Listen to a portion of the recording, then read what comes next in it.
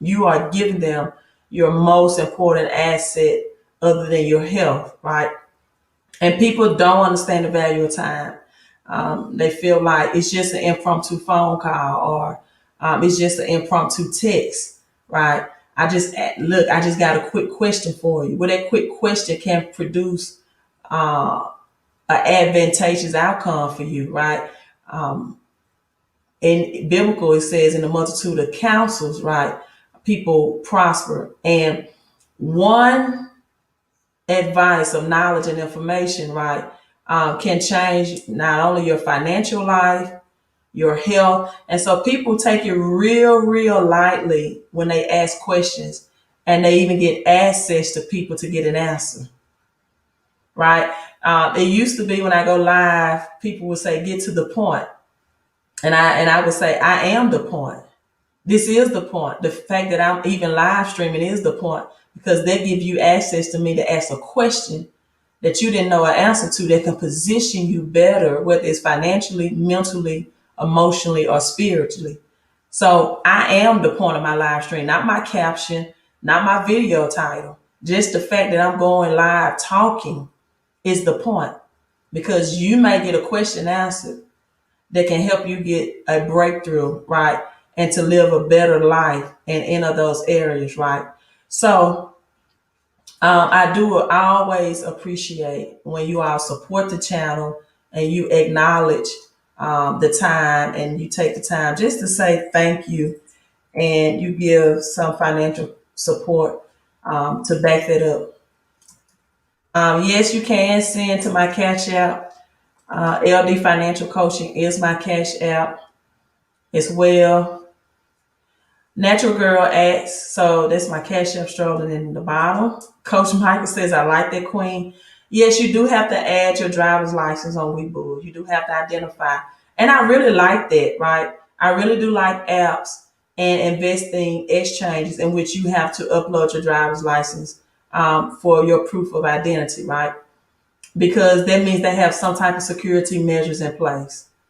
If that wasn't in place, I would be very skeptical about connecting my checking accounts and my financial transactions, right, to that exchange. So yes, you do have to add your driver's license on Webull, the last that I checked.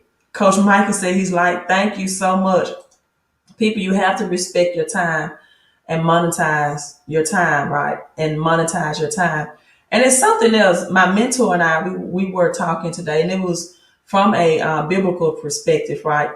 And we was talking about being able to identify the soil. I think we're going to go somewhere else tonight that I didn't have planned to go. But being able to identify, as I fix my strap, the soil, right? We was talking about the difference of seed. This is church language and lingo, right? Sowing. This is, you usually hear this in a religious environment.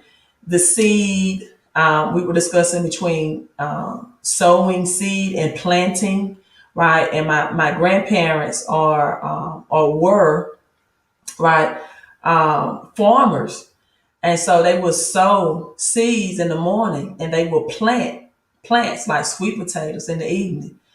And one thing that had in common, right, they would plant the sweet potatoes in the evening because the soil was more fertile and moist, and the sun, right, had its radiation or rays to help increase the quality of the soil.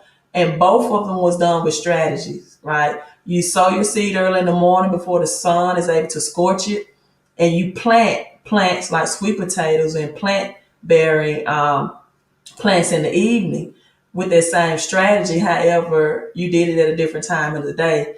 And that's a whole nother topic for another day. But the point is, we were making that people have to understand how to recognize and sow or give into what is called good soil or good ground, right? We looked at Mark chapter 4 this morning about the parable of the sower that went out to sow. And some fell by the roadside. The seed fell by the roadside, and the birds came and ate up the seed, right? And then the other seeds fell on stony ground, Stony ground is ground that has a little fertilizer but little debt, which means that, a person can fake it for a while until you recognize that their true culture or their true heart, and that their motives are wrong or intentional. So you don't want to give or sow your money to people that are just temporarily, or what we call bells and whistles, right? So you want to recognize people that have good soul, good heart, good information and knowledge. And another thing, you don't want to give to somebody that doesn't even believe in prosperity.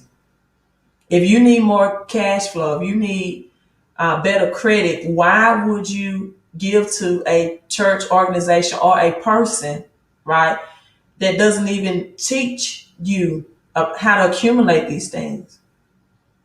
Because when you give into something like that, which is giving and your seed is falling on the roadside or asphalt, and it's falling on the road, it's not taking root, it can't grow, it won't give you what we call in the natural world ROI, return on investment, right?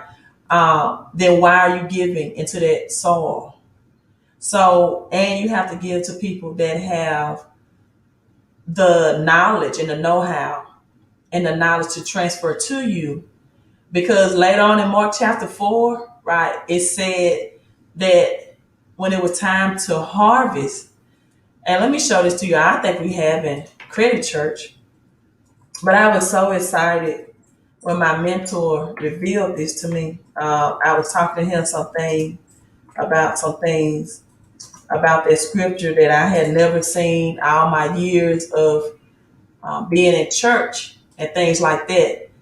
And I asked them in the scripture, Mark chapter 4, it also said that they used a sickle to harvest at the end. So you are watching live on the replay, right? I want you to put in Mark chapter 4. And I said, what is a sickle? What does that mean? And it was a totally different tool to harvest. So in other words, your strategies of sowing and the tools or tool that you use to sow is different strategy and tool that you use to harvest. So that's the sickle. And so this was in Mark chapter 4. And I just thought that was some good stuff, right? Thank you so much, Gwen. Yeah, Credit Church. So you have to sow into good soil. You have to give into good soil. And I am good soil. I take my time, my knowledge, and I even put biblical scriptures on you all from a spiritual perspective for the people that do give, right?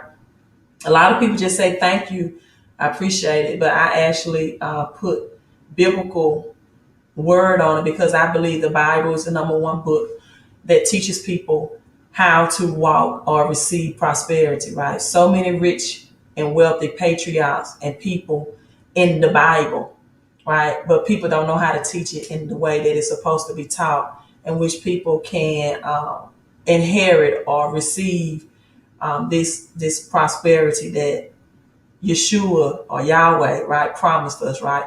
So